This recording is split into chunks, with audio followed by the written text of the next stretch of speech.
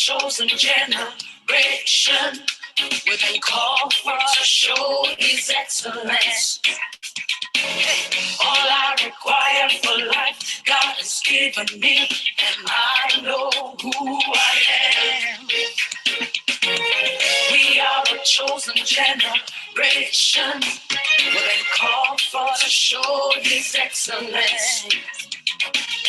All I require for life, God has given me, for I know who I am. I know who God says I am, what He says I am, where He says I'm at. I know who I am. I know who God says I am, what He says I am, where He says I'm at. I know who I am. I'm working in power. I'm working miracles. I live a life of favor. For I know who I am. I'm working in power. I'm working miracles. I live a life of favor. For I know who I am.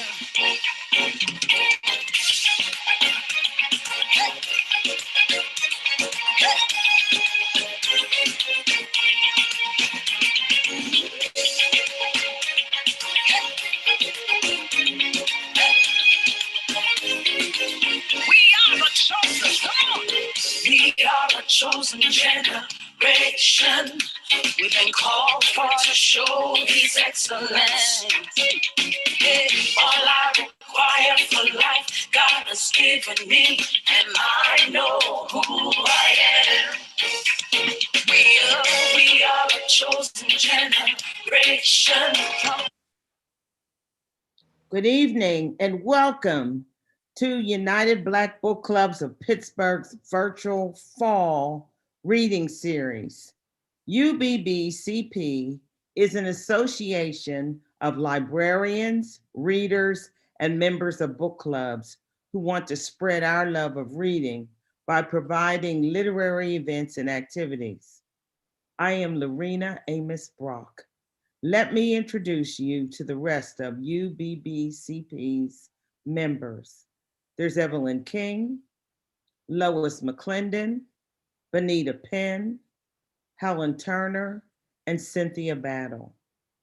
Normally, our events take place at Homewood Library, but because of the threat of COVID-19, the library is closed to crowds. We are happy to present writers, readers, and storytellers from all over the country virtually. United Black Book Clubs of Pittsburgh's 2020 and 2021 theme is Literary Healing, the Door of No Return.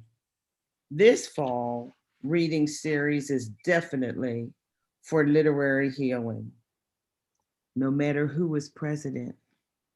We are living in strange times with stressful events and traumatic truths. This fall, let's look to our children. Let's support our children.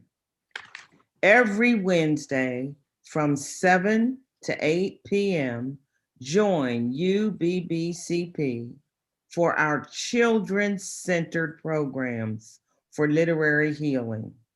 Reading, writing, telling, and listening to stories can heal.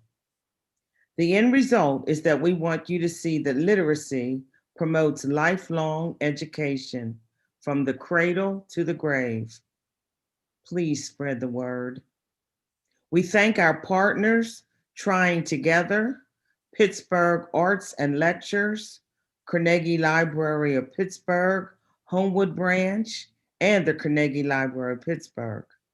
We really appreciate the hard work of our tech team at the Homewood Community Engagement Center for providing the technical know-how to put this program together. Tonight, we are honored to have Jewell Parker Rhodes come back home virtually to grace us with her award-winning stories and books. And we are bursting with pride to have as our host the beautiful the talented, the awesome Miss Sinai Harris and her sister, Simone Harris. An African proverb says, "It is the young trees that make up the forest." You can jump into the discussion by typing your questions in the chat, but Benita will tell you what to do.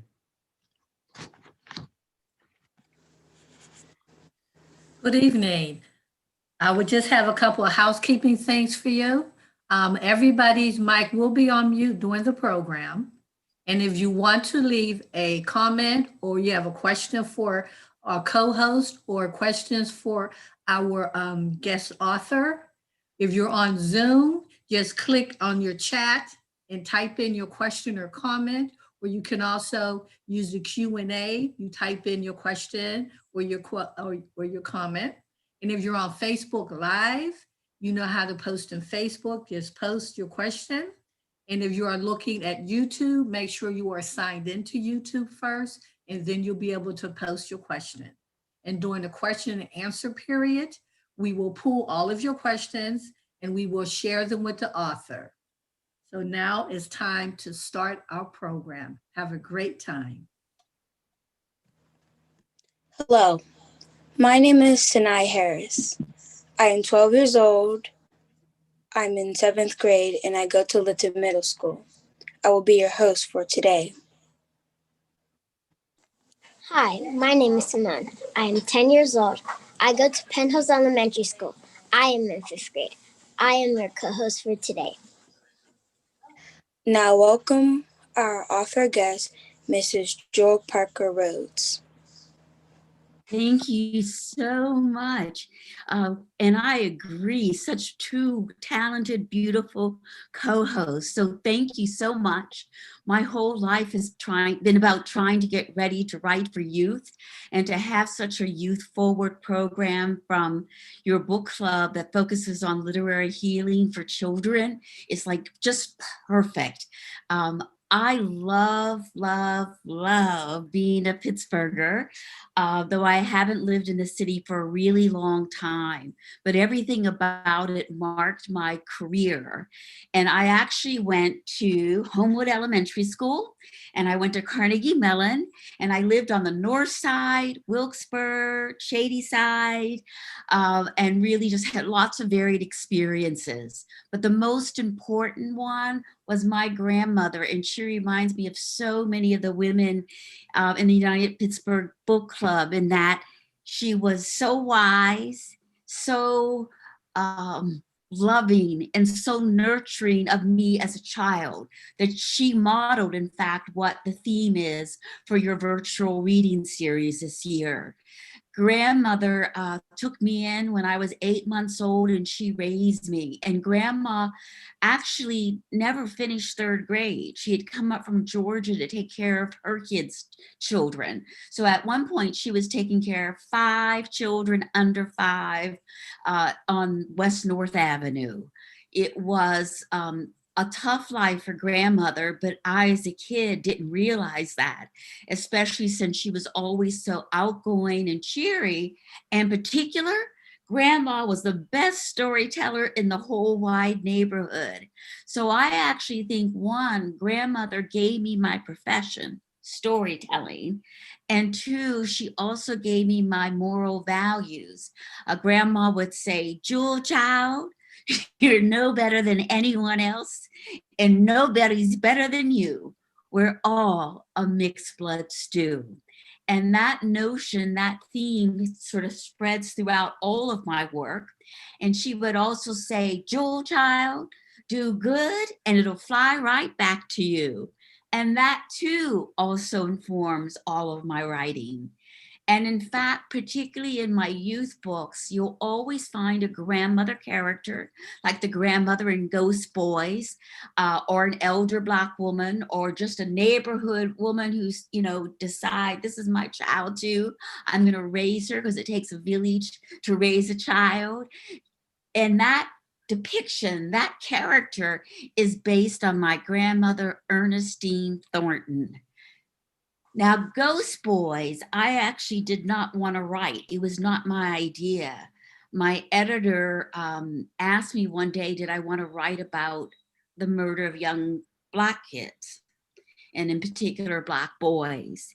And I said no. I said no, no, no for many months. And part of it was that my own experiences raising a Black son were still raw and painful. And as I've come to know that when you're the mother to a Black son, a Black child, you worry about them no matter how old they get, and worry about, will they be safe when they go out beyond your door? But as I kept thinking about the subject, I remembered when I was a little girl and Emmett Till died when I was maybe 1 year old. And Grandma and Grandpa, they used to get Ebony and Jet, and we would watch the TV. And every year on the anniversary of Emmett Till's death, I, was exposed to images and pictures of Emmett Till. I think in those days, my grandparents felt I needed to be really aware and upfront about, racism and how it existed. But at the time, I think I was actually too young, because the image of Emmett Till actually has haunted me for my entire life. So when I thought about writing the book, I really was trying to answer the question, why is it that Emmett Till was murdered when I was a little girl? And now that I'm a grandmother, hallelujah, now that I'm a grandmother and an elder, why is it that there are still young Black boys in particular being murdered? And in particular by racial bias, by police, and by police brutality. And so that historical frame, I knew I wanted to work with. But then I had to figure out the narrative frame. And that took me a while, because I didn't want to just focus on, my character in the novel, Jerome, who gets killed in contemporary times, as being just a victim. But I wanted to take all those murdered spirits and have a sense that they too remain powerful, that in the Black community, every goodbye ain't gone. And our ancestors, the spirits, the spirit world really has an impact, if we let it, on the living. And so I finally figured out that if I used ghosts, I could tell the story. And it was really funny, because years later, my editor finally told me, she said, Jewell, I was really worried about you when you said you wanted to use ghosts. But of course, to me, it was the most natural thing in the world. And again, based on my grandmother's sense of spirituality. I was just checking the time, but I'm going to take a minute or two to show you some slides about Ghost Boys. So let's see here. Okay. We're going to go back here. Here's Emmett. And actually, Emmett was only in Mississippi for about 4 days before he was murdered. He had begged his mama to let him go to Mississippi to be with his cousins and his uncle, and she reluctantly let him go. And when he was murdered, when he was kidnapped, tortured, and murdered, the state of Mississippi did not want to send his body home to his mama in Chicago. And Mrs. Till, right there at the casket, she had to fight to get her son's body home. And then once she got her son's body home, she had to fight all her relatives who told her, you do not want to have an open casket. And she said, no, I do. And when she saw her son, she said, I want the whole world to know what they've done to my boy. And from there, a spark was lit, a fire started, and the civil rights movement really was, started in earnest. So you had, Martin Luther King, starting his marches with people from all generations, all ethnic groups and all ages, and all religions. You had him give his have a dream speech. Malcolm X was protesting and saying, our freedom as Black people can't wait. And actually Rosa Parks, who is in the bottom, I think your right-hand corner, Rosa Parks, about 5 months after the death of Emmett Till, made the decision that she was not going to sit in the back of the bus anymore. And so you get this sense of, because Mrs. Till bore witness about her son's death, she made his life and death work to make our human society better. And then in the 1968 Olympics, we had, Juan Smith and Tommy Carlos do the Black Power salute as they got their gold and bronze medals for the Olympic track. And that's just like Colin Kaepernick today, taking a knee, that the sense of using art, using our physical powers, raising our fist, taking a knee, bearing witness is one of the most authentic things that our community has always done.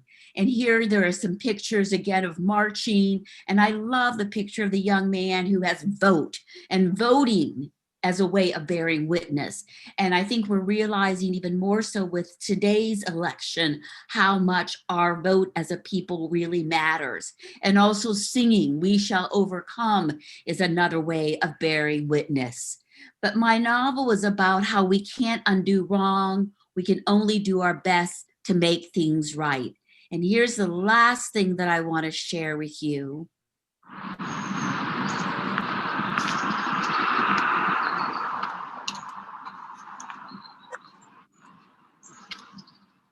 Why?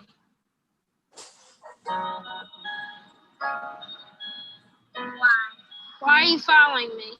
Why my hoodie make me look suspicious? Why does my music make me dangerous? Why are people that are supposed to protect me attacking me? Why are you afraid of me? Why do you think I'm dangerous? Why do I afraid of people who are supposed to protect me? Why can't I make the peace sign without you labeling the gang sign? Why does standing your ground only work when I'm on the ground? Why do you show this photo over this one? Why do you only stop and frisk me? Why do you have low expectations for me? Why can't I run down the street without causing alarms? Why do you think I'm a thug? Why do you assume I'm armed? Why can I breathe? Why is my mom scared every time I leave the house? Why are you targeting me? Why am I a target? Why? Why? I know why. And it has to stop. It must stop. Because I have dreams. Because I can change the world. Because I'll make a difference. Because I have a family. Because I'm strong. Because I'm talented. I have a voice. I can find a cure. I have goals. I can lead the country. I am determined. I have a future. Because I'm a scholar. I am powerful. I'm someone's friend. I'm someone's brother. I'm someone's son. Someone loves me. And because my life matters too. My life matters. My life matters. My life matters. My life matters. My life matters. All lives matter. And so did yours.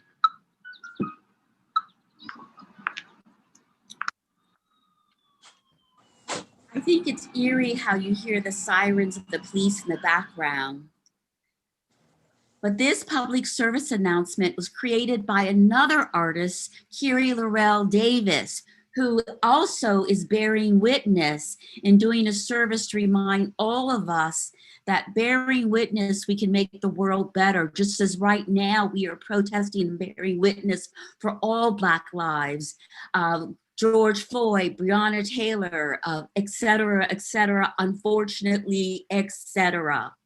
Now, I didn't know that at the end of the novel, my character Jerome would eventually no longer be Jerome, but he would just be a host of Ghost Boys. He would join with the spirits of Trayvon Martin, Tamir Rice, Laquan McDonald, and he would say to the readers, his audience, that bear witness, my tale is told.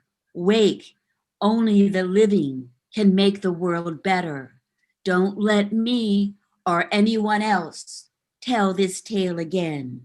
Peace out, Ghost Boy.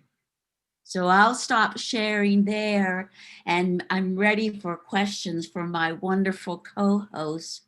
But you know that I love Pittsburgh, I love my grandmother, and I love today's youth. And that's why I tried so hard to write Ghost Boys, because in particular, middle school students need a place to talk about hard subjects.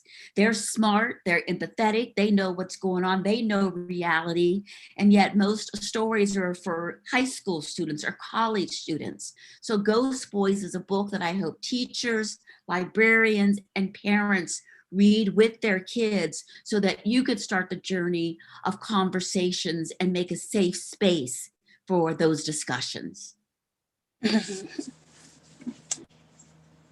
Simone, you could start asking questions if you need to. What does a typical day look like for you? Oh, great question. Well, usually I try to get up early. And actually, I always say I'm going to start writing first, but I don't, because writing's hard. So I'll put it off and I'll dawdle and I'll take the dogs for a walk. And then finally, I'll put on some music. And every album that I write, every novel that I write, I have a certain album that goes with it. And I put that album on and I just say, okay, I'm going to write for this album. And if I'm lucky, I'll end up playing it over and over again and get several hours of writing time. But sometimes if I only get an hour of writing time, I'm still a pretty happy person. And then I like to talk to my kids, but mainly in these quarantine times, I write, I walk the dogs, I think about ideas, talk to my family, and do a lot of dreaming. Great question. Thank you. You to start writing. When did I start writing? Was that the question? No. What inspired you to start writing? Oh, well, another key question, and that inspiration actually happened in Pittsburgh. One, my grandmother told me stories. So whatever my grandmother did, I wanted to do what she did. But two, because I used to always feel that somehow it was my fault that my mother left the family. There were ways in which I was really in a hurt, lonely child. I used to always try to imagine other lives. The problem is that all the books that I was reading were about white characters written by white authors. So even though I used my imagination and started writing stories, I actually didn't know Black folks wrote books. So I just did it for fun, to escape what I thought was my sorrow about not having my mom around. But my first story that I ever wrote, and I still have it, was called The Last Scream. And I wrote it when I was a student in the 3rd grade at Homewood Elementary School. And my teacher had me go around the other classes and read my story. And I was so hooked. I loved it, loved it, loved it. But it wasn't until I was a junior in college when I was going into the library and I saw a book by a Black woman, Gail Jones, who wrote Rigadora. And it was like, whoa, Black women write books all the time. Nobody had told me that. None of my teachers. I didn't see it, so I didn't think I could do it. But that day, I decided I was switching my major to English. And when I was at Carnegie Mellon, all my classmates who were white would say, Jewell, why didn't you tell me your characters were Black? And I'd go, well, why don't you tell me your characters are white? But I learned then that I had learned how to read white because that's all I ever had. So finding my voice and projecting my voice, it was a long journey. It took me about 10 years to get my first novel done, but I almost missed my calling because of curriculum in schools that was not diverse. And if you look at me, I'm not that old yet. Like, I hope I don't go in the grave tomorrow, you know? But just a short time ago, white literature written by white authors dominated schools and the bestseller list. So you're very lucky that you're part of a generation that you get more diversity, that you probably know that you can be a publisher or an editor or an illustrator, you can be an artist. Those things I didn't know. So that's all inspired me. Thank you. Thank you. Hi, my cousin is on there. Hi, cuz. Yes. Where do you get ideas? Pardon? Where do you get your ideas? You know, lots of times I get my ideas just from things that I've read or things that I've experienced. And in particular, I all my life wanted to write for kids because books were so important to me when I was a kid. But I spent 30 years, 30 years trying to become good enough to write for kids. So I wrote adult novels trying to sharpen my skills, but I kept praying and waiting for the day when I could write for kids. But in order to write for youth, I have to hear the character's voice and I have to get the idea. So the day that Hurricane Katrina hit, I had an adult novel come out. And my publisher sent me to New Orleans 2 weeks later, and I got to see firsthand the devastation. And I thought, what about the children and what about the animals? Because I love animals too. And that was when Lanisha's voice, my first child character, popped into my head.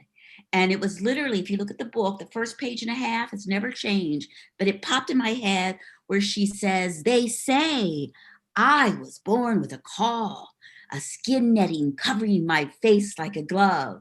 And then I was off. But having said that the ideas pop in or research or experience, Ghost Boys, I never would have chosen. It took an editor who saw something, I think, in me that thought that maybe I could write this book. And I then thought, I've been practicing forever to write for you wonderful youth. So if I try, that's a good thing. If I don't get it right, we won't publish it. So for you, inspired by you and your sister and all the young people, particularly of Pittsburgh, I gave it my best shot.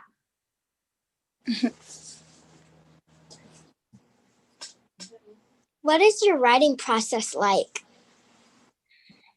Once I get an idea, it sort of lives in my head for a while and pops up when it's ready.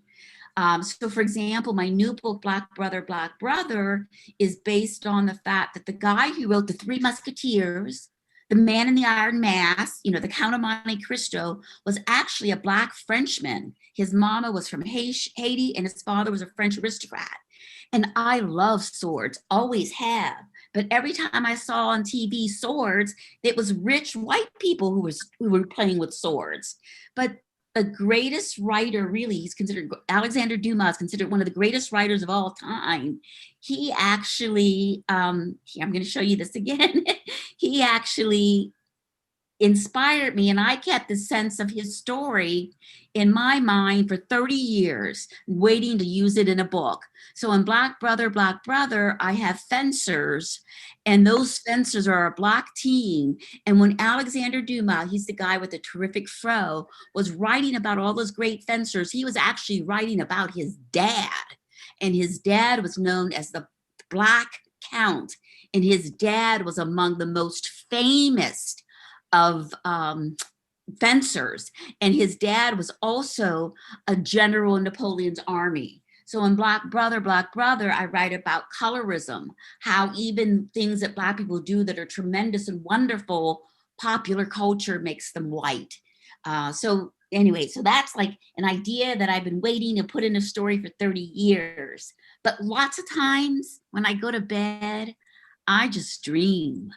And I'll wake up and I'll just think of a story, or I'll have some kind of dream and wake up and tell a story. So I honestly don't really know where they come from. I just know that I have to write these stories down. It's kind of, I don't know, mysterious, spiritual. Thank you. What is your favorite book? Wait, which book is your favorite book to read that you wrote? Thank you for the question. That's like asking a mom, which kids do you like better, you know, and you love them the same, right? I would say I'm the most proud of Ghost Boys, because Ghost Boys took me 2.5 years to write. It's a small little book, but I would cry and then I'd have to stop for 6 weeks. And then I would write and then stop for 6 weeks and cry. And then I'd write a little bit more and then I'd cry. And I went into a really severe depression.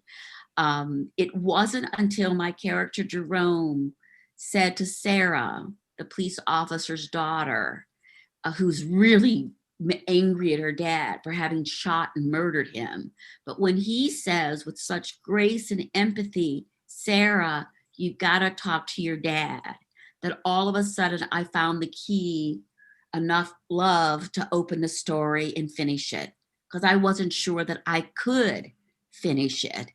And from Jerome, I learned that if you're living, you have a responsibility to make the world better. And that's what Jerome was telling Sarah, think for yourself, telling his sister, Carlos, live and make it better. So I'm most proud of Ghost Boys, but I love all my babies.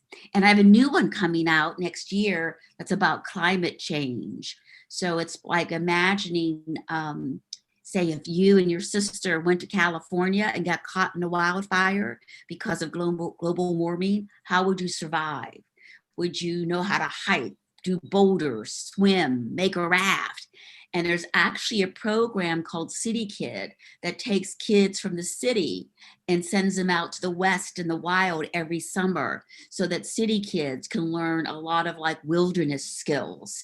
And that's what that novel's about. And this awesome Black girl, oh, her name is Addie. She's the one that's got it down and saves everybody.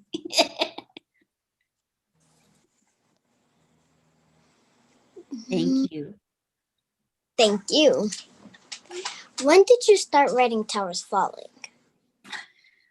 Towers Falling, I started writing it about a year and a half before the 15th anniversary. So we're talking about 6.5 years ago, before the anniversary of 9/11. Now we're coming up on the 20th next September anniversary of 9/11. That book was another very hard book to write. But again, the idea that young people deserve to know that we've been at war for 20 years. They deserve to know that America is a lot more than watching a video clip of history that shows the towers falling, that they need to know that as Americans, they have power as long as you honor what our founding documents as a nation say. So I really believe, and I think my novel Towers Falling has echoes for today, that don't trust necessarily what any politician says about what America is. You know, in order to be American, go back to our founding documents, you know, our Constitution, our Bill of Rights, go back to the idea of liberty, justice, and all, go back to the idea of the Statue of Liberty, we welcome all immigrants. So I think that right now we're in a period where we have a lot of people who are forgetting what democracy is all about. So it turns out that Towers Falling still has resonance. So it wasn't just about the tower, but it's about how when you grow up and you vote, you know, I know you're gonna be doing, you know, the right thing. First, as a young Black woman, you're gonna be doing the right thing and bearing witness with your vote, but also you're gonna be voting because you know that in terms of a civil right, people fought and died for that right. And that's really the key to making our country great, the vote. In Towers Falling, what was your purpose of the little drawings and notes? Oh, the drawings and notes that are in the book. And also, you know, there's some illustrations sort of in Ghost Boys and in pretty much all my books, I have drawings. And I just think that some of the ideas that I try to think about, I don't want to make them sort of like simplify just because you're a kid. I want to keep the same sort of, yes, sophistication. Yes, that was, but I recognize that sometimes where words might not be enough, a picture is like having 1,000 words. So the picture that you showed me was one of the Deja's little sister, our protagonist heroine, who is making paper dolls. And through that, Deja's reminded that as a family, they are always strong and always united. So I love too the idea of the little sister teaching the big sister something that's important. And that mirrors how Deja is going to teach her dad, you can't keep hurt and pain. And so she says, Dad, tell me what happened with 9/11, and he starts to heal. So the pictures and words help give me more power to convey ideas.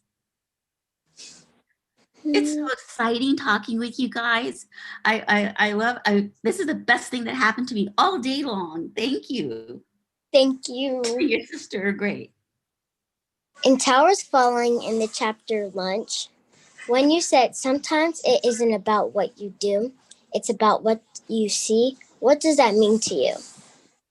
Oh, wow. That is great sort of critical reading on your part. I'll give you the fuller picture. A lot of times I will use the word see. And to me, being able to really see with your mind and your heart and your soul is so important. So in Black Brother, the character says, be you, even if others can't see you. And lots of times, you know, white folks won't see Black folks as people. And they'll see you as being invisible. And, you know, I'm riffing off of another novelist, Ralph Ellison, who wrote The Invisible Man. So it's sort of like, no, be you. You can't see me because of your bias, your prejudice. That's your problem. Also, if you see things, you're sort of really paying attention to nuances and differentiations of people. And I think for Deja in particular, instead of always being defensive because she's a new kid in a new school, by seeing, she learns to see how Sabine, the Muslim girl, has a really good heart and really wants to be her friend. And she sees how Ben, this Jewish kid, you know, is likewise, that they are there to be friends with her. But if she didn't see them, really see their inside selves and see them as people, she would just react superficially and be against them. So from racism all the way to, you know, just even somebody that you're not racially biased towards, if we see one another, we can engender more respect for one another and more recognition of each other's unique glory. Thank you. Thank you. If you were to write or read a poem right now, what would the topic be about? Right now? Yes. Well, I can tell you I've just finished Paradise on Fire, which is surviving the California wildfires. And you asked me earlier what inspired me. Well, in 2018, the town of Paradise in a lot of California burned. So I was inspired because of the fires to write about fires. And I didn't know we were going to have crazy wildfires out here again. So I'm in Washington State right now. And there was a period of 10 days where it was so badly filled with smoke that I literally could not see outside my window. So that's done. But I just now started writing another story, and that's going to be a remake of Treasure Island. So it's a pirate story where a young Black kid named Jewell is the hero. And instead of, you know, being on a sailing boat, they're on skateboards, and they're also on the island of New York City. So I always have more stories like clued up. Does that make any sense? So I'm like, I have more stories than I'm ever going to tell. And they're all like still inside me waiting. So it's like I'm hitting them one at a time. Thank you.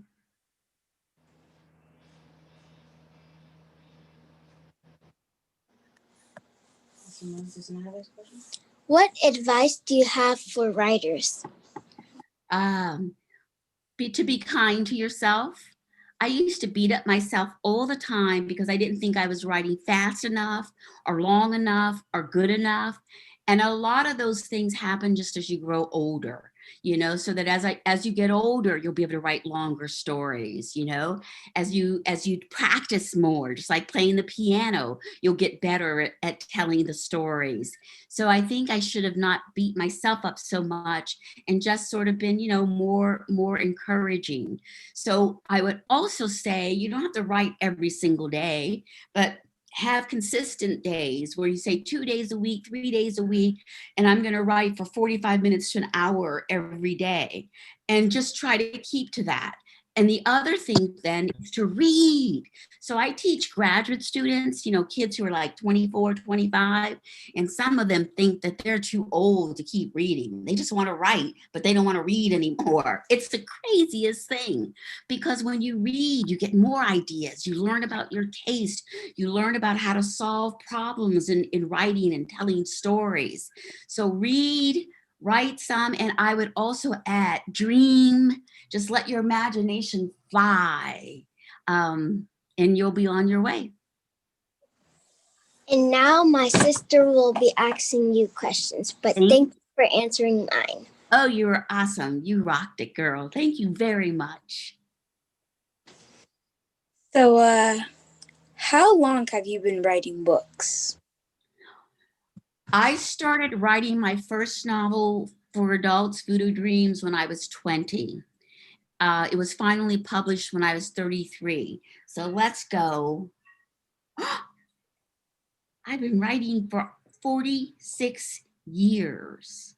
Oh my goodness. It's gone by in a blink of an eye. Great question. 46 years, but only writing for youth, like in the last 10 to 12. And here's a lesson for you. I love to write, love writing, but in terms of my goal of wanting to be a youth writer, it took me all this time to get there. So right now I feel as though I'm living my best life, that this last decade was when I finally started accomplishing my goals. And I'll add another thing, that my grandmother, who was so important to me, I wrote a book about her called Porch Stories. It had lots of her sayings and lots of her wisdom. And I remember starting to write that book when I was in my early 50s. And I always thought as a kid that my grandmother was so old. But actually, I realized I was the age in my early 50s writing the book that my grandmother died. And it gave me a totally new perspective, because my grandmother was too young to die, way too young. And actually, the week before she died was when I told her that, Grandma, I changed my major. I'm going to tell a story. I'm going to write stories, and I'm going to write about this voodoo queen named Marie Laveau. And I always felt when I was writing that very first novel that my grandmother's spirit was like right beside me, guiding me. Thank you. Thank you. Do all of your books relate to someone that you know? In a way, they relate to kids that I meet, like meeting you and your sister. You know, you're probably going to definitely inspire some character that I'm going to write about one day, you know, because I just appreciate getting to know a little bit about you, and I'll start to think about you more and more and just weave you into my life.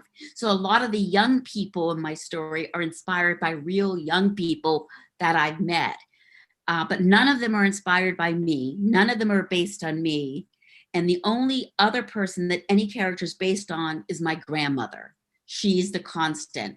But all the kids are me reflecting other kids' glory. So you might turn up in a book with you and your sisters. You might see your name. I'll ask for your permission. And my job will be to reflect the glory that I'm seeing in the two of you now.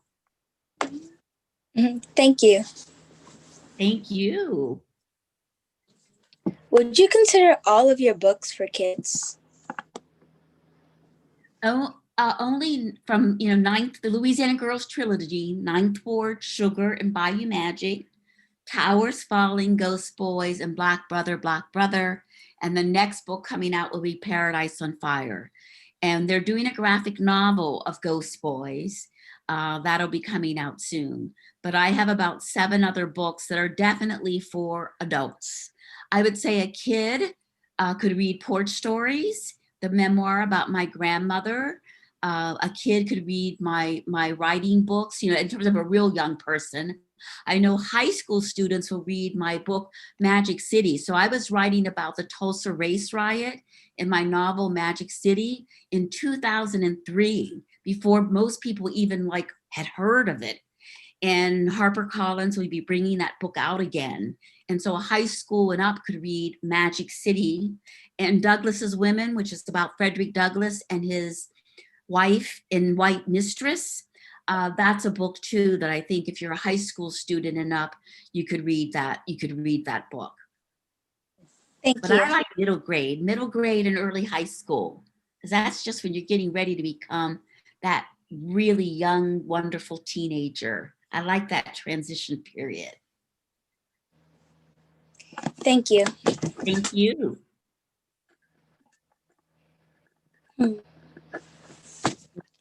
In Ghost Boys,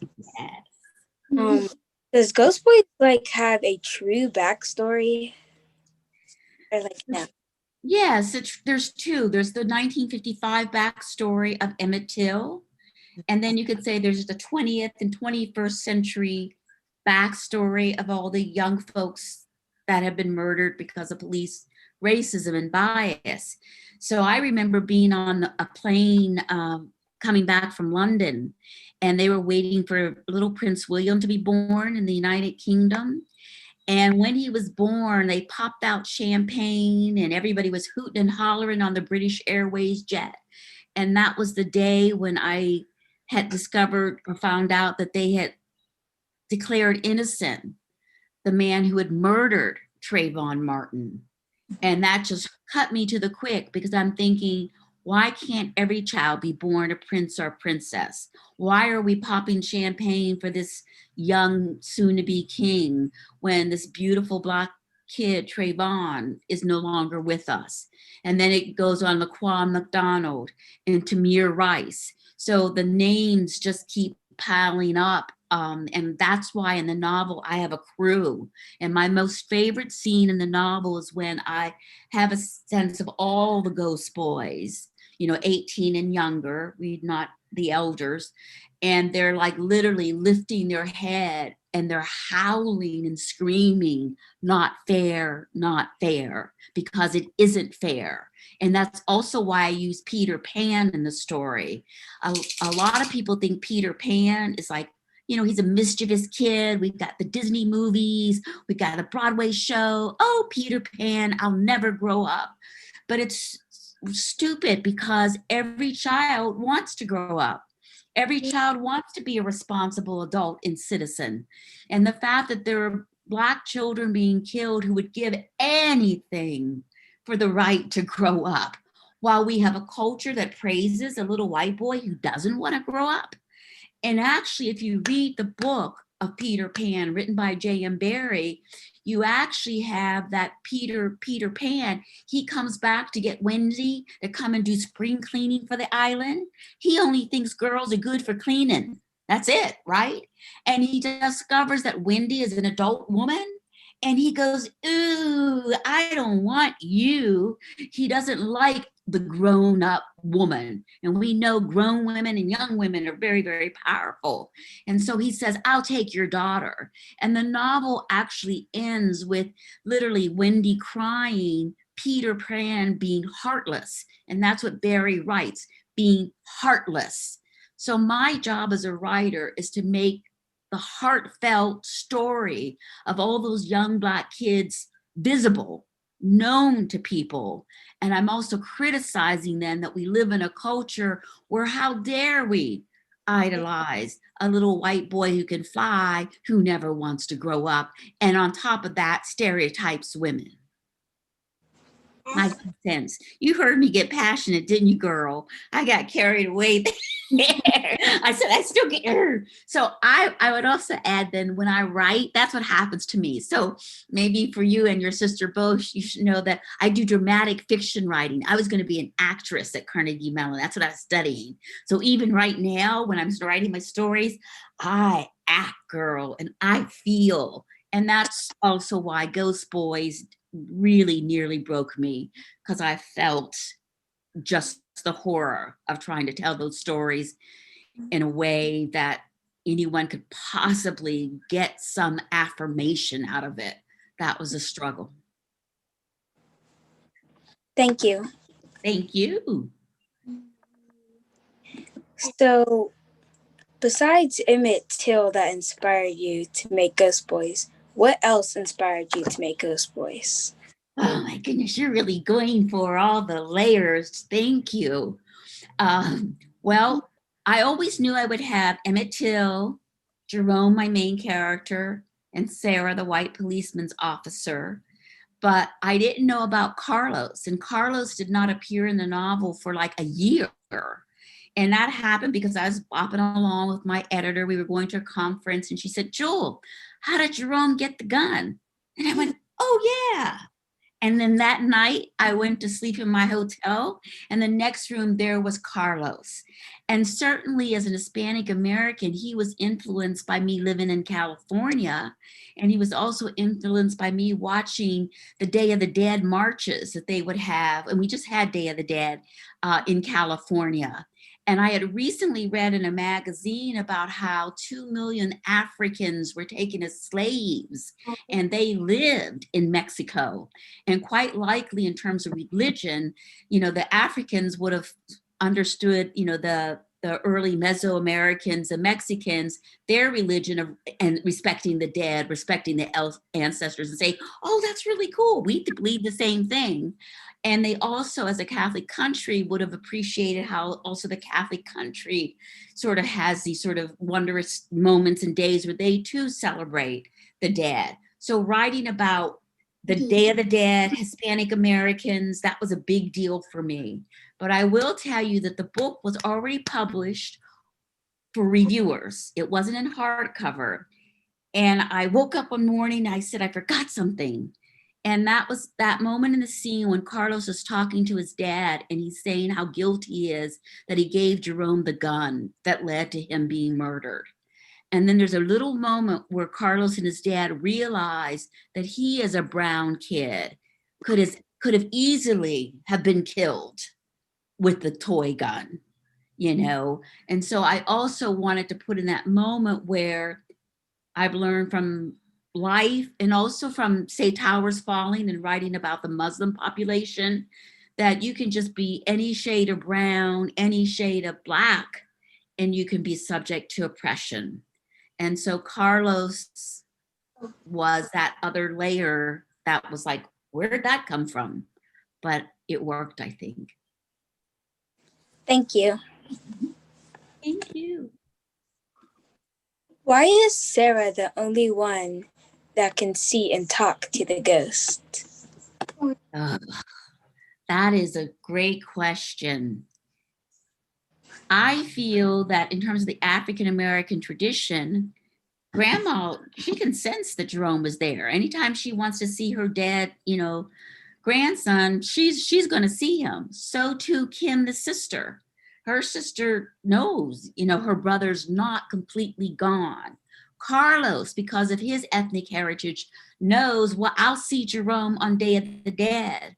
I was trying to suggest that Sarah, who might be Protestant or Presbyterian, that because of her white cultural tradition, she might not believe in ancestors and the elders the way that African Americans and some Asian Americans and some Native Americans and Mexican Americans do. So she was the one that needed to see in order to become an advocate for racial justice.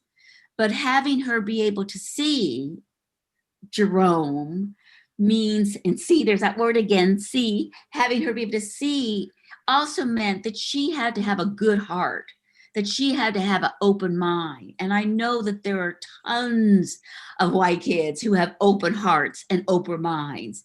And also like those pictures I showed of people marching with Martin Luther King, that you can't have protests just by one group of people. We have power in the coalition. So even now, the protests for George Floyd, again, they're multi-ethnic, multi-age group, multi-religious. So I wanted to have Sarah be open enough to learn something. And in learning it, she is forever changed. And she gets to see and understand African-American culture in a way that will make her a better kin for social change. And besides, it was good conflict in the novel. So she could then be mad at her dad and it'd be really just really interesting. So I thought it was dramatic. Thank you. Thank you. So when you think about writing a book, where do you are your ideas based off of real people, like all of them, or all your characters based off of real people? Well, yes, in a way. I think, though, in terms of saying all the young characters that I write about, there's maybe then like a mixture and amalgamation of people that I meet. So, for example, when Jerome has such forgiveness in him, and he says, Sarah, talk to your dad. And actually, by talking to her dad, she might be able to change his mind, possibly regarding racism and racial bias. But I think if somebody had killed me and I was that age, I'm not sure I would be that forgiving. And yet time and time again, I've seen children who know what fairness is, who have empathy and such love, that in a sense, Jerome's an amalgamation of that spirit that I've seen in kids, where they're just so loving and forgiving. They are better than I think sometimes I am as an adult. So amalgamation of real young people, my grandmother, or historical characters like Marie Laveau was a real historical character in New Orleans. Alexander Dumas, though he doesn't appear in Black Brother, he influences how the characters act in that novel, and he's a presence in that novel. So that's a real person. And then sometimes in folk tales and folk legends, I want to echo. So one folk legend is Mami Wata, and the Smithsonian did an exhibit of her. And Mami Wata was the African water goddesses who, when Africans were taken as slaves, they swam by the slave ships to keep their children company. And wherever slaves landed, there were legends of Mami Watas, or spirits or water goddesses, whether it be Brazil or Cuba or Louisiana. And so that is based on real folklore, folk tale, and bayou magic. And in that one, I will talk to kids and say, who's the most famous mermaid in America? And they'll go, oh, Ariel.